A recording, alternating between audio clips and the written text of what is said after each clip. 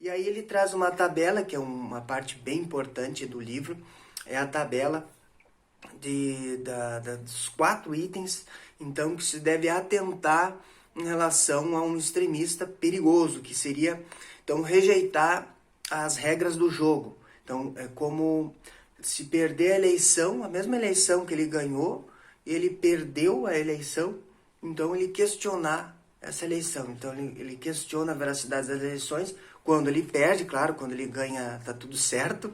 E restringir direitos, minar as eleições, botar as dúvidas de que as eleições fazem parte de um processo de limpo, de eleger pela democracia, e minando a questão da Constituição, né? Colocando ali itens antidemocráticos dentro da Constituição.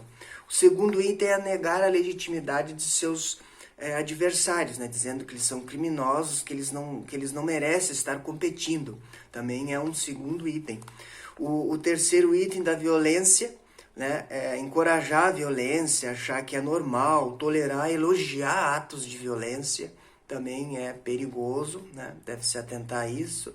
E a questão, o item 4, é restringir, então, a questão da publicidade, da mídia, né? Como foi na ditadura militar, elogiar pessoas que fizeram parte da ditadura militar, que contribuíram para que ela ocorresse, né? Da liberdade, né? de expressão, também tolir a liberdade de expressão, né? Da questão religiosa, né? O governo o Estado é laico, né? O Estado com E maiúsculo, ele é laico, então ele não tem uma religião estabelecida, então é livre de expressão, é livre a crença, todos nós temos livre de crença e de pensamento, né? Então todo ato de gerar restrição a isso é bem perigoso, bem, né, das crenças e tal. Então fazem chantagens, ameaças de morte, né, que tentam mudar regras do jogo, né, colocando mais juízes indicados pelo próprio extremista, para que ele possa então ter maiorias e ganhar nas votações aquilo que ele quer impor, né? Menos verbas para a escola, menos verbas para instituições que controlam e contribuem para a questão da democracia, né? Então, essas salvaguardas aí, que são as instituições, né? As instituições, vai fragilizando essas instituições, como tribunais, serviços de inteligência, de segurança, escritórios e comissões de ética, que é onde possa ter um certo controle dessas influências extremistas, que são unilaterais, né? O poder, a única maneira de pensar é assim, pronto, né?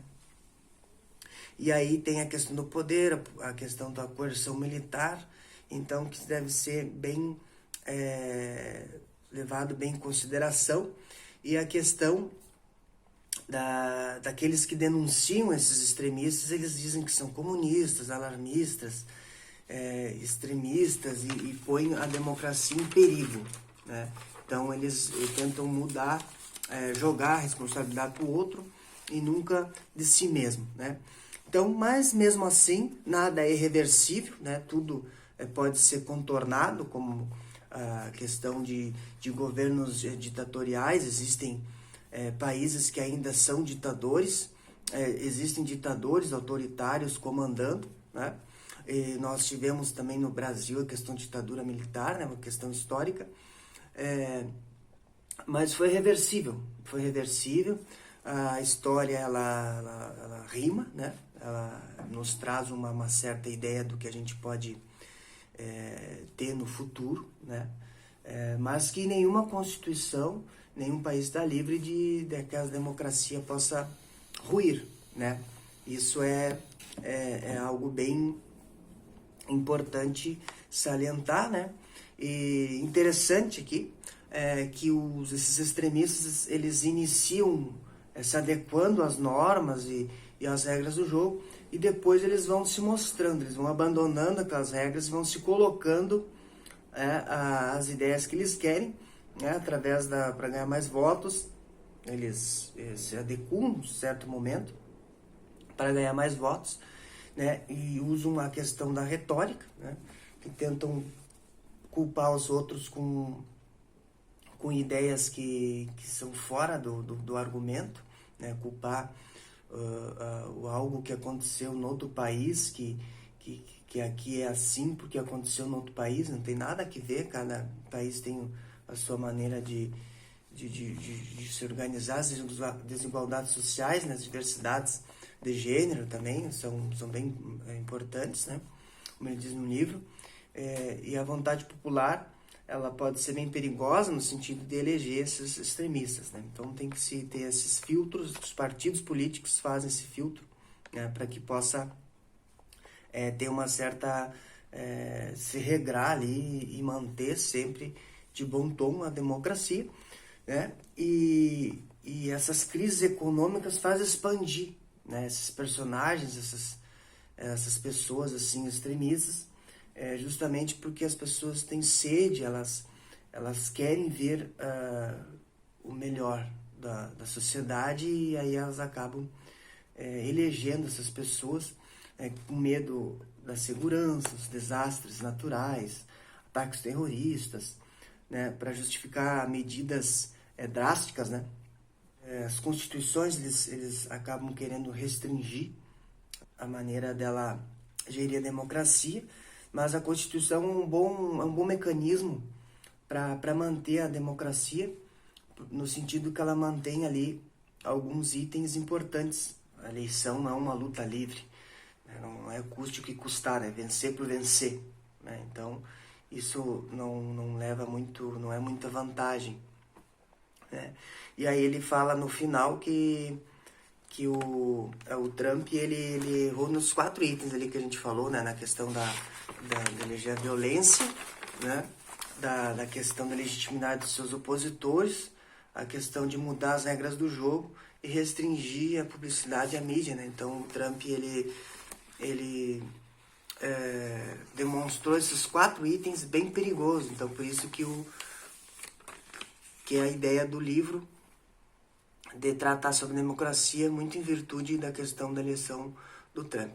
Então, se você ficou até agora aqui no vídeo, muito obrigado, espero que tenha aproveitado aí para as reflexões. Leia o livro, é bem interessante.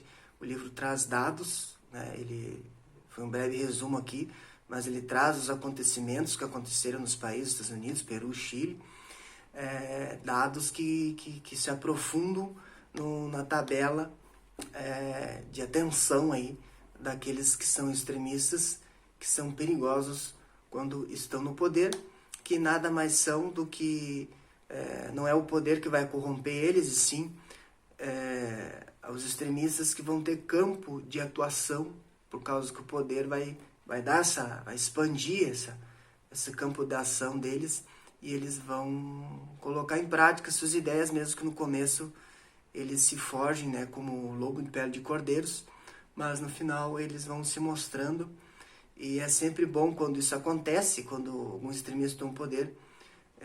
Não é necessário que eles tomem o poder para que a gente possa atentar para a democracia, mas se isso acontecer, é um sinal de que a gente precisa escolher melhor, analisar melhor, né, as nossas decisões. E os representantes da sociedade nada mais são do que a imagem da sociedade, né? O espelho da sociedade. Se nós formos corruptos, se nós formos mentirosos, né, nós vamos acabar escolhendo alguém parecido conosco, porque para nós é normal aquilo.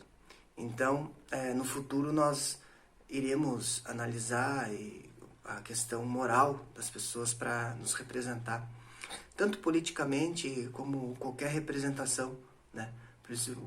Porque isso faz parte, né? A política faz parte de todo mundo, não de toda a vida de todo mundo, não de uma maneira partidária, mas sim a política está na ética, está no passar um sinal vermelho, usar cinto de segurança, né? Fazer falcatruas, furar a fila do banco, furar a fila do SUS, não ir numa consulta, tirar o direito do outro de consultar, né? Não pagar o imposto do carro, né? Não pagar os impostos.